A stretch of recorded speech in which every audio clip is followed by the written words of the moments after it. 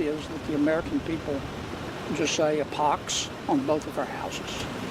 I mean, this thing's beginning to look like something my dog brought up. You know, I mean, it's a. This may look like another partisan clash over a shutdown, but it's actually a stress test of how power is exercised when governing breaks down.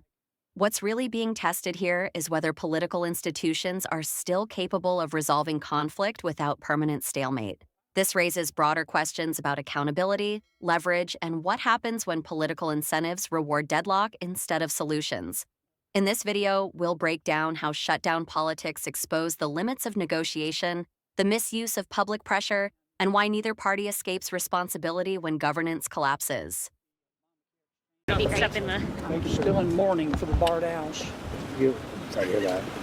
You had said before that the shutdown would go past Thanksgiving. Do you still feel that way? I don't know. I mean, here, I just walked the Senate floor. There are all kind of rumors. You know how senators are.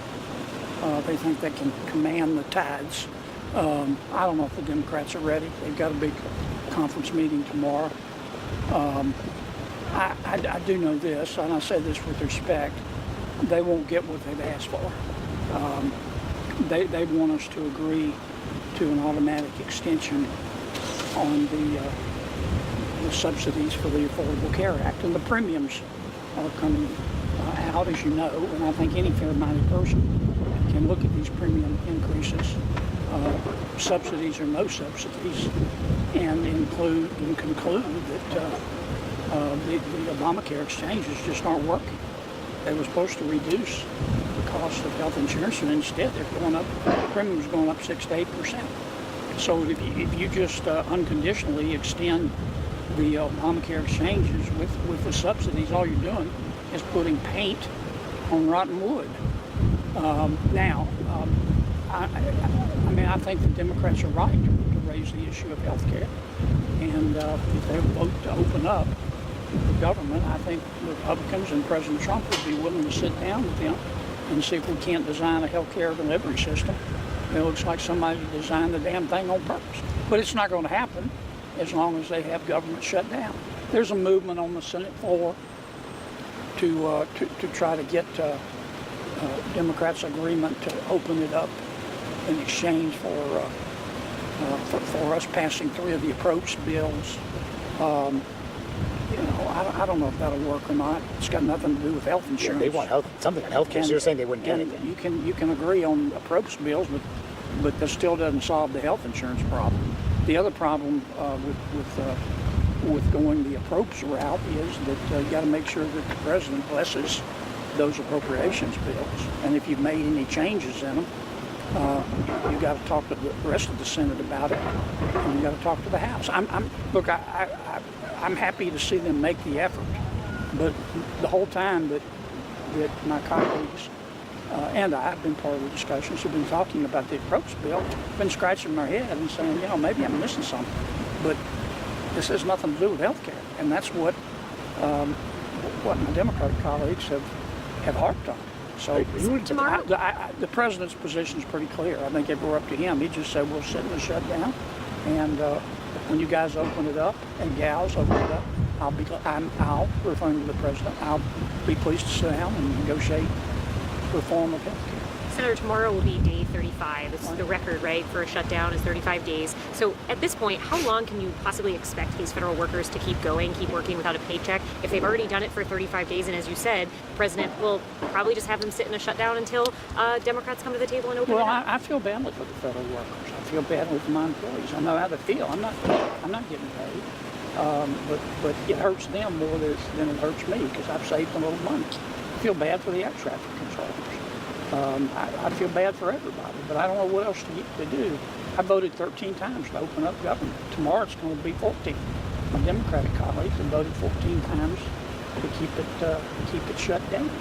And I think the administration is doing all it can to try to keep people getting paid, paying our military, getting some money to the states for SNAP benefits. I don't want to see anybody go hungry in America. But I honestly don't know what else to do except keep voting yes and hope my Democratic colleagues at some point will vote no. Another school of thought that some people are talking about in the Senate floor is that you know, if the Democrats have a good night in the state elections, that they can somehow declare victory. You know, my attitude is, you know, whatever makes your boat float. You know, if you want to declare victory somehow on the basis of a result of a state election, have at it.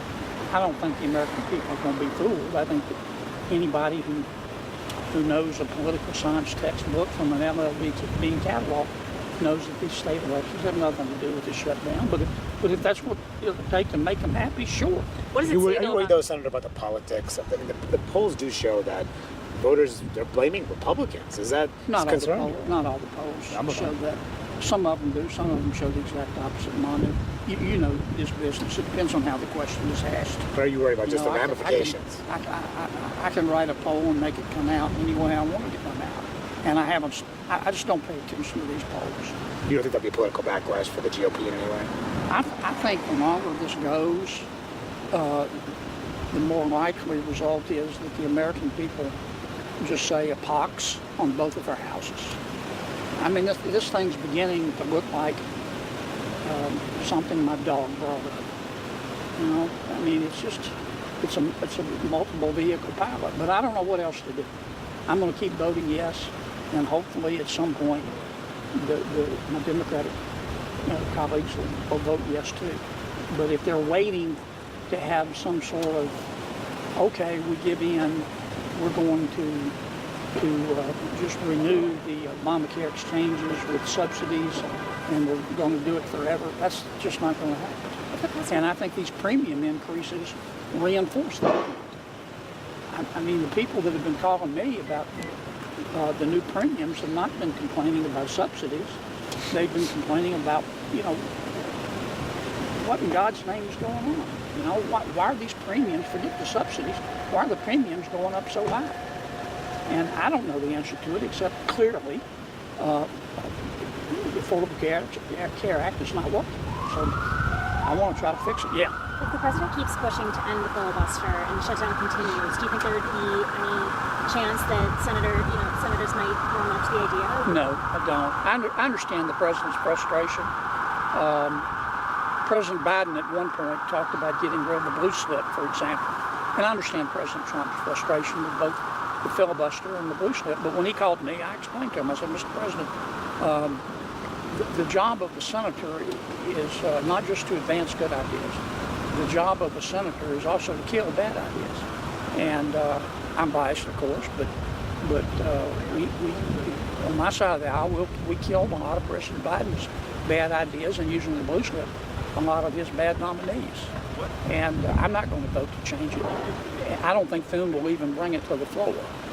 I don't think that's going to necessarily stop the president from asking. When did you talk to him? Last week, How did you take week for last, I don't know, fairly recently. It was before he went to Asia. And how did you take your response? Well, like you would expect. Not happy? He wasn't unhappy. I mean, the president didn't yell or anything. He's never yelled at me. There's always a first time, you know. but he doesn't agree with me. And sometimes reasonable people disagree. But my personal opinion, I could be wrong, but I doubt it. We're not going to change the filibuster or the blue slip while we're in charge during your or my natural lifetime. It's not going to happen. What we just witnessed was not a prepared floor speech or a carefully scripted press statement. It was a raw, unfiltered moment. Senator John Kennedy standing amid a record-setting government shutdown, speaking plainly, almost casually, about a system that no longer pretends to function smoothly. As day 35 arrived, matching the longest shutdown in American history, Kennedy did not hide behind procedural language or vague talking points. He described confusion on the Senate floor, competing rumors, and a political environment where, as he put it, senators believe they can command the tides. And in that moment, the curtain was pulled back. Because what this exchange revealed is not just a disagreement over funding or policy, it revealed a deeper fracture in how governance itself is understood. Kennedy's blunt assessment that unconditional extensions and temporary fixes amount to putting paint on rotten wood was more than a colorful metaphor. It was an indictment of a political culture addicted to delay, to appearances, to avoiding the hard work of structural reform.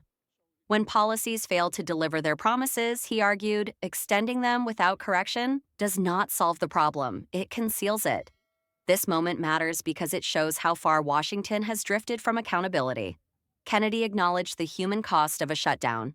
He spoke directly about workers continuing their duties without pay. He expressed sympathy, even personal discomfort. Yet in the same breath, he laid bare the impasse. Votes had been taken again and again, lines drawn again and again, with neither side willing to shift without extracting a symbolic victory. The result is paralysis, not accidental, but chosen.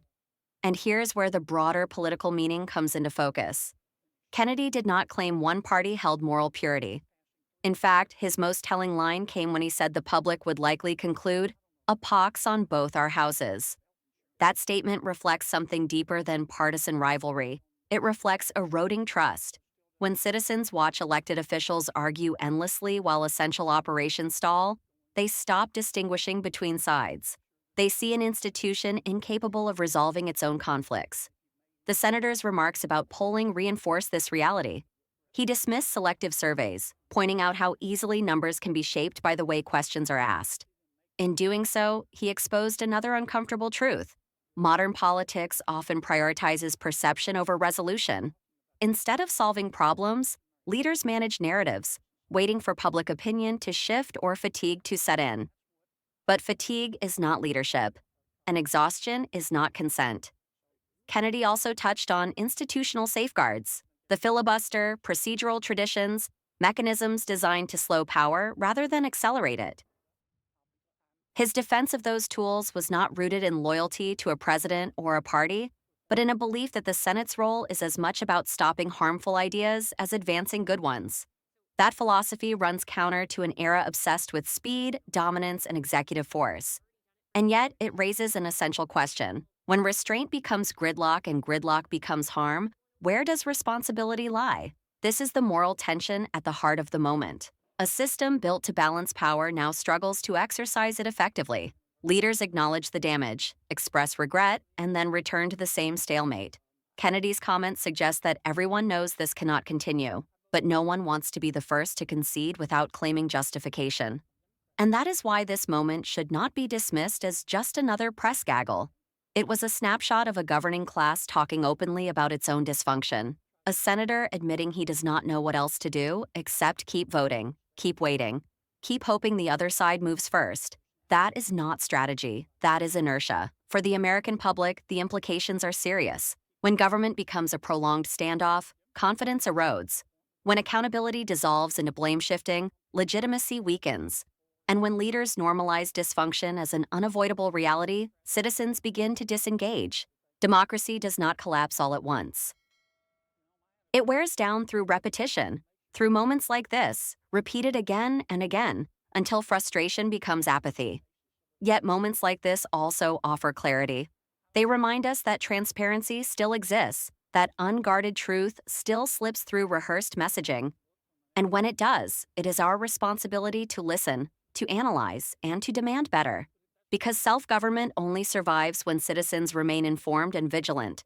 When power is questioned, when narratives are challenged, and when moments like this are not forgotten as background noise, but understood as warnings.